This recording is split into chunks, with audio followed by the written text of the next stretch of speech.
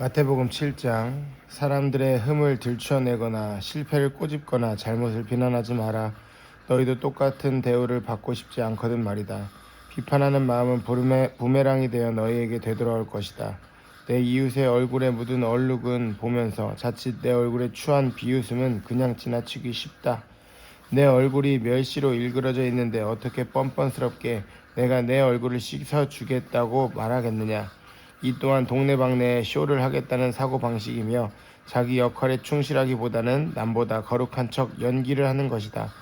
내 얼굴에 추한 비웃음부터 닦아내라.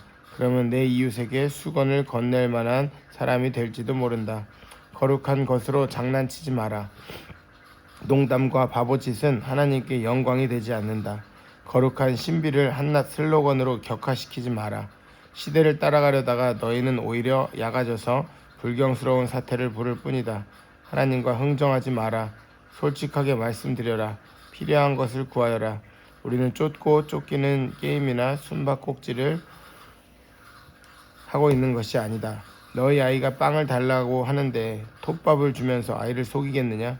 아이가 생선을 달라고 하는데 살아있는 뱀을 접시에 담아 아이에게 겁을 주겠느냐? 너희가 아무리 악해도 그런 생각은 하지 않을 것이다. 너희도 자기 자식에게는 최소한의 예를 지킨다. 그렇다면 너희를 사랑으로 잉태하신 하나님은 그보다 훨씬 낫지 않으시겠느냐? 여기 간단하지만 유용한 행동 지침이 있다. 사람들이 너희에게 무엇을 해주면 좋겠는지 자문해 보아라. 그리고 너희가 먼저 그들에게 그것을 해주어라. 하나님의 율법과 예언자들의 설교를 다 합한 결론이 이것이다. 하나님께 이르는 지름길을 찾지 마라. 세상에는 여가 시간을 활용하는 것만으로도 성공하는 인생에 이를 수 있다고 말하는 쉽고도 확실한 공식들이 넘쳐난다. 대다수 사람들이 그런 말에 속겠지만 너희는 속지 마라.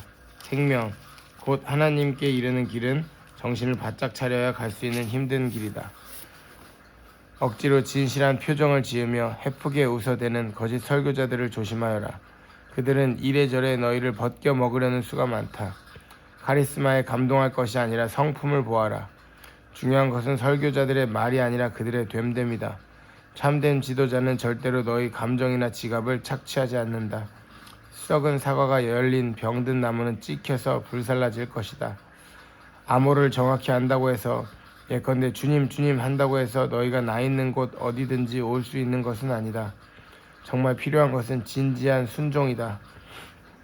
내 아버지의 뜻대로 행하는 것이다. 벌써부터 내 눈에 훤히 보인다. 최후 심판날에 많은 사람들이 거들먹거리며 내게 와서 이렇게 말할 것이다. 주님, 우리는 메시지를 전했고 귀신을 혼내줬으며 하나님이 후원해 주신 우리 사업은 모든 사람들의 입에 오르내렸습니다. 그때 내가 뭐라고 말할지 아느냐? 이미 때는 늦었다. 너희가 한 일이라고는 나를 이용해 유력자가 되는 것뿐이다. 너에게는 나를 감동시키는 구석이 하나도 없다.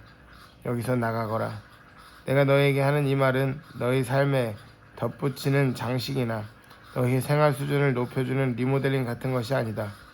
내 말은 주춧돌과도 같아서 너희는 내 말 위에 인생을 지어야 한다. 너희가 내 말을 너희 삶으로 실천하면 너희는 든든한 바위 위에 집을 지은 현명한 목수와 같다.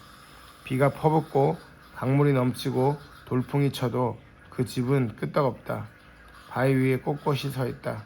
그러나 너희가 내 말을 성경 공부 때만 사용하고 삶으로 실천하지 않으면 너희는 모래사장에 집을 지은 미련한 목수와 같다. 폭풍이 몰아치고 파도가 거세지자 그 집은 맥없이 무너지고 말았다. 예수께서 말씀을 마치시자 무리에게서 박수가 터져나왔다. 그들은 한 번도 이런 가르침을 들어본 적이 없었다. 예수께서 자기가 말한 그대로 살고 있음이 분명했는데 이는 그들의 종교 교사들과는 아주 대조적이었다. 이것이야말로 그들이 여태까지 들어본 것 중 최고의 가르침이었다.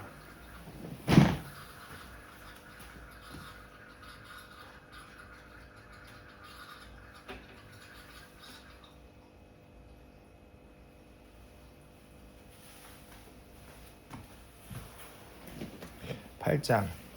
무리의 환호소리가 아직도 귀에 쟁쟁한데 예수께서 산에서 내려오셨다. 그때 한 나병 환자가 다가와 예수 앞에 무릎을 꿇고 간청했다. 주님, 원하시면 제 몸을 고쳐주실 수 있습니다. 예수께서 손을 내밀어 그에게 대며 말씀하셨다. 내가 원한다. 깨끗하게 되어라. 그러자 그 즉시 나병의 모든 증상이 깨끗이 사라졌다. 예수께서 말씀하셨다. 온 동네에 말하고 다니지 마라. 하나님께 합당한 감사의 표시를 가지고 제사장에게 가서 내 나은 몸을 조용히 보여라. 내 말이 아니라 깨끗해져서 감사하는 내 삶이 내가 한 일을 증거할 것이다. 예수께서 가버나움 마을에 들어가시자 로마군 지휘관 하나가 당황한 표정으로 다가와 말했다. 주님, 저의 종이 병들었습니다. 걷지도 못하고 고통이 심합니다. 예수께서 말씀하셨다. 내가 가서 고쳐주겠다. 그러자 지휘관은 이렇게 말했다. 아닙니다. 그렇게 수고하실 것 없습니다. 그저 명령만 내리시면 저의 종이 낫겠습니다. 저도 명령을 받기도 하고 내리기도 하는 사람입니다. 제가 한 병사에게 가라고 하면 가고 다른 병사에게 오라고 하면 옵니다. 그리고 저의 종에게 이것을 하라고 하면 합니다.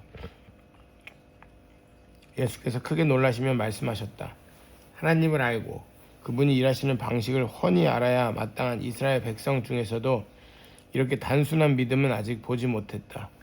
이 사람은 뭐잖아? 사방에서 모여들 많은 이방인들의 선봉이다. 그들은 동쪽에서 흘러들고 서쪽에서 쏟아져 들어와 아브라함, 이삭, 야곱과 함께 하나님 나라의 잔치상에 앉을 것이다. 믿음 안에서 자랐으나 믿음이 없는 사람들은 무시당하고 은혜에서 소외된 자들이 되어 이게 어찌된 일인가 의아해할 것이다. 예수께서 지휘관을 보시며 말씀하셨다. 가거라. 내가 믿은 그대로 되었다. 그 순간에 그의 종이 나왔다. 일행은 베드로의 집 앞에 와 있었다.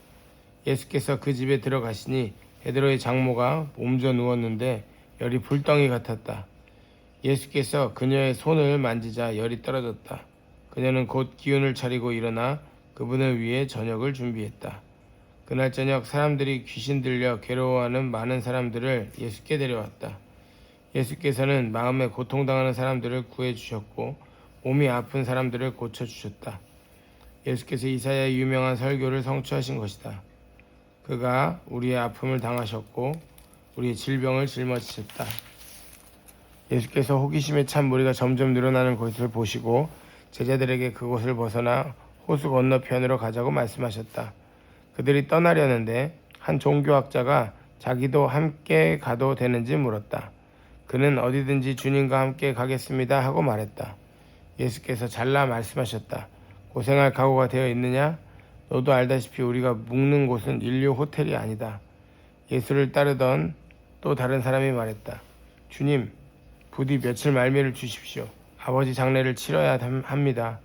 예수께서 거절하셨다. 중요한 일이 먼저다. 내 본분은 삶이지 죽음이 아니다. 나를 따라오너라. 생명을 쫓아라. 그리고 나서 예수께서 배에 오르셨고 제자들도 그분과 함께 있었다. 그러던 중에 풍랑이 무섭게 몰아쳤다. 파도가 배 안으로 들이치는데 예수께서는 곤히 주무시고 계셨다. 제자들이 다급하게 그분을 깨웠다. 주님, 우리를 구해 주십시오. 이러다가 빠져 죽겠습니다. 예수께서 그들을 꾸짖으셨다. 어째서 너희는 이토록 용기 없는 겁쟁이란 말이냐. 그러더니 일어나셔서 바람에게 잠잠하라, 바다에게 잔잔하라 명하셨다. 잠잠하여라. 바다는 고요한 호수처럼 되었다. 제자들은 깜짝 놀라서 눈을 비볐다. 이게 어찌 된 일인가. 바람과 바다가 그분의 명령에 복종하다니. 가다라 지방에 내린 일행은 미친 사람 둘과 마주쳤다. 그들은 묘지에서 나왔는데 두 사람 모두 귀신의 피해자였다. 그들이 너무 오랫동안 그 지역을 공포에 몰아넣었던 터라 그 길로 다니는 것을 모두가 위험하게 생각했다. 그들이 예수를 보더니 소리질렀다.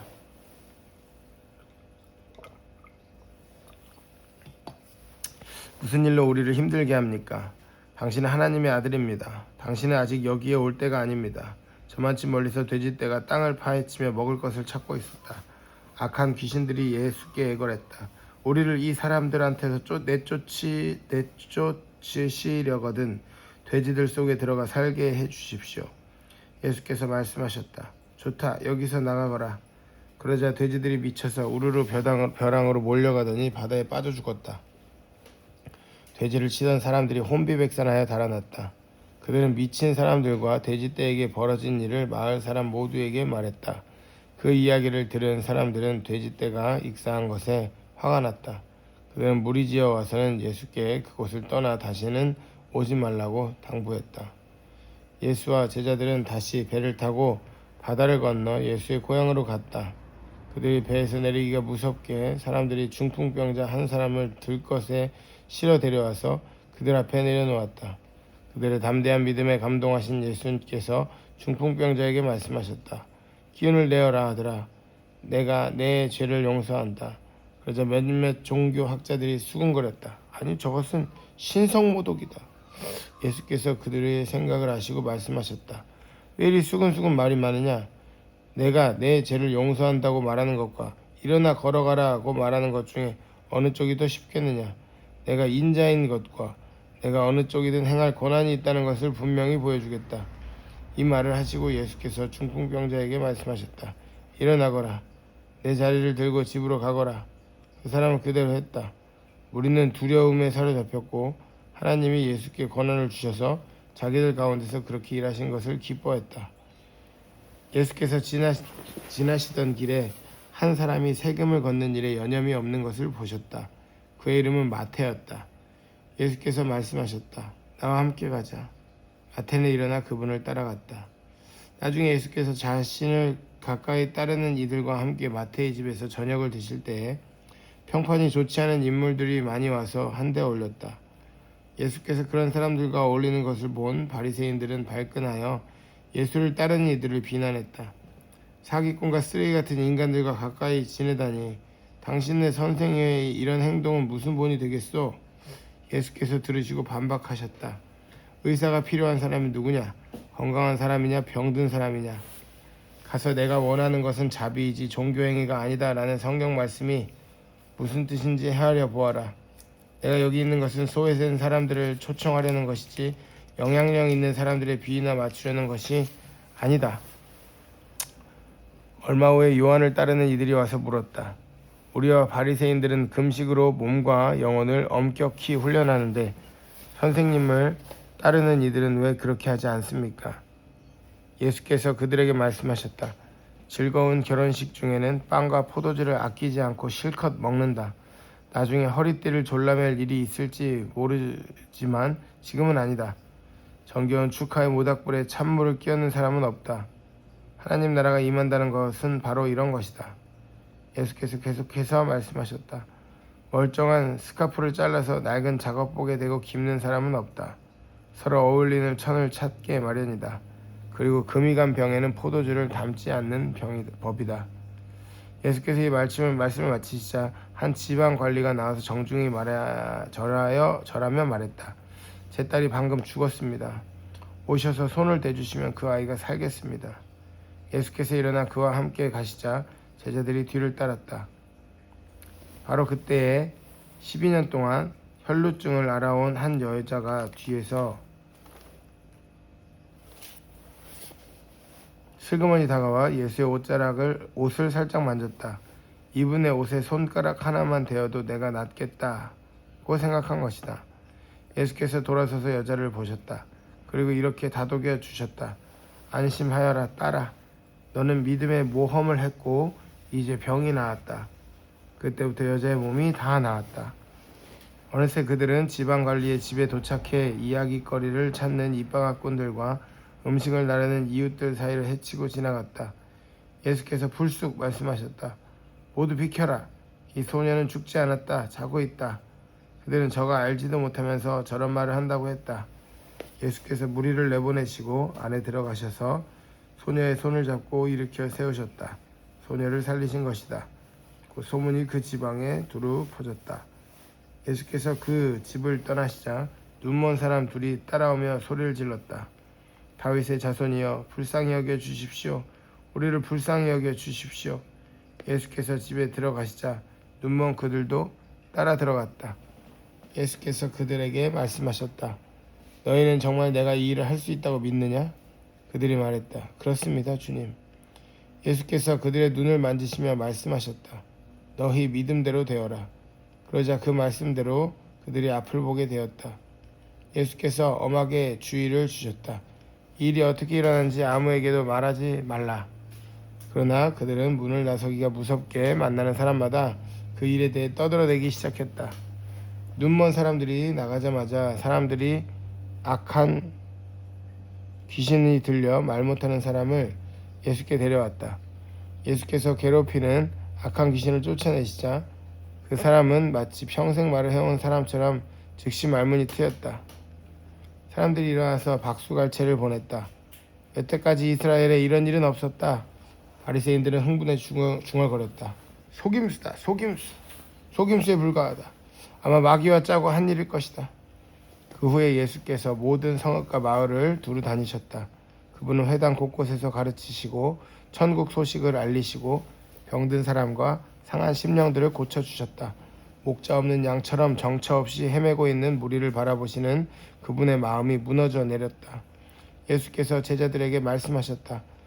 추수할 것이 이토록 많은데 일꾼은 얼마나 적은지 추수할 일손을 달라고 무릎을 꿇고 기도하여라. 그 기도는 곧 응답되었다. 예수께서 자기를 따르는 사람들 가운데 12명을 불러 무르익은 밭으로 보내셨다. 그분은 그들에게 악한 귀신을 쫓아내는 능력과 상한 심령들을 자상하게 돌보는 능력을 주셨다. 예수께서 보내신 12명의 이름은 이렇다. 시몬, 사람들은 그를 베드로 곧 바위라고 불렀다.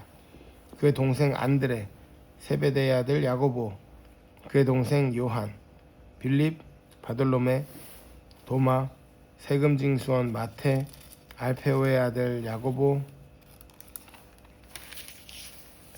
다데오, 가나안 사람 시몬, 가룟 유다, 나중에 그분에게 등을 돌린 자다. 예수께서 12명의 추수할 일꾼을 보내시며 이렇게 당부하셨다. 믿지 않는 자들을 회심시키려고 먼 곳부터 다니지 마라. 공공연한 적과 거창하게 싸우려 들지도 마라. 바로 여기 가까이 있는 잃어버린 사람들, 혼란에 빠진 사람들한테 가거라. 그들에게 하나님 나라가 여기 있다고 말하여라. 병든 사람들에게 건강을 되찾아주고 죽은 사람들을 다시 살려주어라. 버림받은 사람들을 만져주어라. 귀신을 쫓아내어라. 너희가 후한 대접을 받았으니 너희도 후하게 살아라. 시작하기 전에 모금 행사를 벌여야겠다고 생각하지 마라. 너희에게는 많은 준비가 필요 없다. 너희 자신을 준비하여라. 하루 세 끼 먹을 것만 있어도 너희는 이 일을 계속할 수 있다. 짐을 가볍게 하고 다녀라. 어떤 성읍이나 마을에 들어가거든 굳이 고급 여관에 묵지 마라. 수수한 사람들이 사는 적당한 곳을 찾아가 떠날 때까지 그곳으로 만족하여라. 문을 두드릴 때는 정중히 인사하여라. 그들이 너희를 맞아들이거든 예의 바르게 이야기를 나누어라. 너희를 맞아들이지 않거든 조용히 떠나라. 소란 피울 것 없다. 무시해버리고 너희의 길을 가면 된다. 심판날에 그들은 틀림없이 크게 후회하겠지만 그것은 지금 너희가 신경 쓸 일이 아니다. 늘 정신을 바짝 차려라. 내가 너희에게 맡기는 일은 위험한 일이다. 너희는 이리떼 속을 달려가는 양과 같으니 너희에게 시선이 쏠리지 않게 하여라. 뱀처럼 영리하고 비둘기처럼 순수하여라. 세상을 몰라서는 안 된다. 어떤 사람들은 너희의 동기를 비난할 것이고 어떤 사람들은 너희의 평판을 더럽힐 것이다. 단지 나를 믿는다는 이유만으로 그렇게 할 것이다. 그들이 너희를 법정으로 끌고 가더라도 당황하지 마라. 그들은 자기도 모르게 너희와 나에게 호의를 베푼 것이다. 너희에게 천국 소식을 전할 무대를 만들어 준 것이다. 그때 무엇을 말할지 어떻게 말할지 걱정하지 마라. 꼭 맞는 말이 떠오를 것이다. 너희 아버지의 영이 필요한 말을 주실 것이다.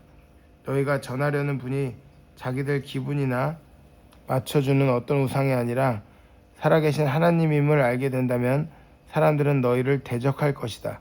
심지어 너희 가족들도 그럴 것이다. 큰 사랑을 선포했는데 그처럼 큰 미움을 맛보게 되니 얼마나 어처구니 없는 일이냐. 그러나 포기하지 마라. 굴복하지 마라. 마지막에 가면 그 가치를 알게 될 것이다.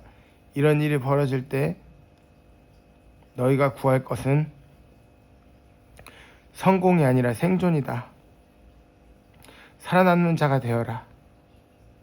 더 이상 어쩔 수 없는 상황에 이르기 전에 인자가 올 것이다. 아멘. 학생이 선생보다 더 나은 책상을 쓸 수 없다. 사원이 사장보다 돈을 더 벌지 못한다. 너희는 내 학생이요 내 추수할 일꾼이니 나와 똑같은 대접을 받거든 만족하여라. 아멘. 아예 기뻐하여라. 그들이 주인인 나를 똥 묻은 화상이라고 부르는데 일꾼들이야 더 무엇을 바라겠느냐. 겁먹지 마라. 언젠가는 모든 것이 밝혀져 모든 사람이 일의 진실을 알게 될 것이다. 그러니 드러내놓고 진리를 말하기를 주저하지 마라. 아멘. 괴롭히는 자들이 허세를 부리며 위협한다고 해서 침묵해서는 안 된다.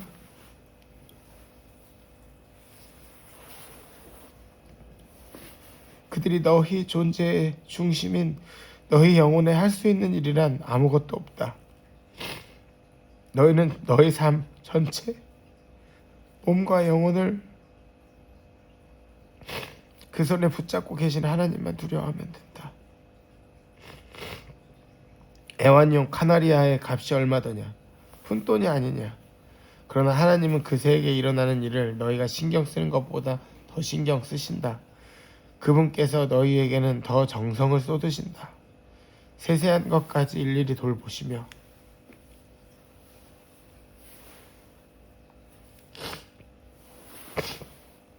심지어 너희의 머리카락까지 다 세신다. 그러니 괴롭히는 자들의 이런저런 말에 겁먹지 마라. 너희는 카나리아 수백만 마리보다 더 귀하다. 세상의 여론에 맞서 내 편을 들어라. 그러면 나도 하늘에 계신 내 아버지 앞에서 너희 편을 들 것이다. 너희가 겁이 나서 달아난다면 내가 너희를 감싸줄 것 같으냐?